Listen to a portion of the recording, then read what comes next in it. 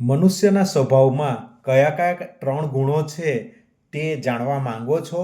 તેમાંથી તમારો કયો ગુણ છે તે જાણવા માંગતા હોય તો આ વિડીયો તમારા માટે છે. તો પહેલાં તો તમે આ વિડીયો જો તે પહેલાં લાઈક કરો, કોમેન્ટ કરો. તો આપણે તેને માટે એક ઉદાહરણ લઈએ. એક વિદ્યાર્થી વિષયને સમજવા માટે, જ્ઞાન મેળવવા માટે શાંતિથી અભ્યાસ કરે છે. તે પહેલો નંબર કે બીજા નંબરની પાછળ દોડતો નથી કે સારા ટકાની પાછળ દોડતો નથી.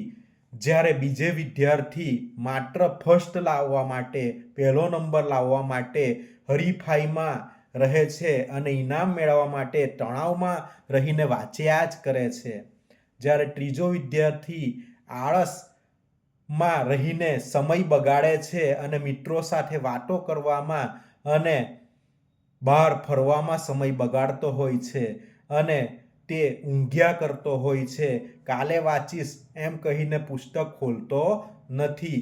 તો ભગવાન શ્રી કૃષ્ણ કહે છે કે આવા 3 ગુણો દરેકમાં રહેલા છે. અને આમ પહેલો જે વિદ્યાર્થી છે તે સત્વગુણી છે, જ્યારે બીજો વિદ્યાર્થી છે તે રજોગુણી છે, જ્યારે ત્રીજો વિદ્યાર્થી છે તે તમોગુણી છે. આમ ભગવાન શ્રી કૃષ્ણ ગીતામાં કહે છે કે હમારે પાસ 3 गुणों वाली जंजीर है और एक जंजीर ऐसी है जो हमें हंसाती है, एक जंजीर ऐसी है जो हमें दौड़ाती है और एक जंजीर ऐसी है जो हमें सुलाती है. તો આમાં આપણને જે એક જંજીર એવી છે જે સોનાની સાંકળ છે જે આપણને ખુશ રાખે છે, સુખ આપે છે, તે સત્વગુણવાળી છે. જ્યારે બીજી જંજીર ચાંદીની જંજીર છે જે આપણને ઈચ્છાની પાછળ દોડાવ્યા જ કરે છે, જેને ઈચ્છા અધૂરી જ રહ્યા કરે છે અને તે રજોગુણવાળી છે.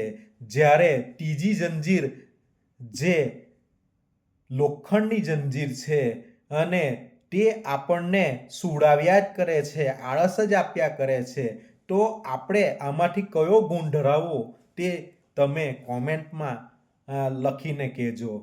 તો મારી વાત ગમે તો લાઈક કરો, કોમેન્ટ કરો અને સબસ્ક્રાઈબ કરો. પરંતુ આપણે 3માંથી એક જ જંજીરને પકડવાની છે, જે સોનાની જંજીર છે, જે આપણને સુખ આપે છે. ભલે ને ગમે તેટલું દુઃખ પડે, આપણે ખુશ રહીએ, તો આ જંજીરને આપણે પકડવાની છે. બરાબર છે? ચાલો, તો મારો વિડીયો ગમે તો લાઈક કરો, કોમેન્ટ કરો અને સબસ્ક્રાઈબ કરો.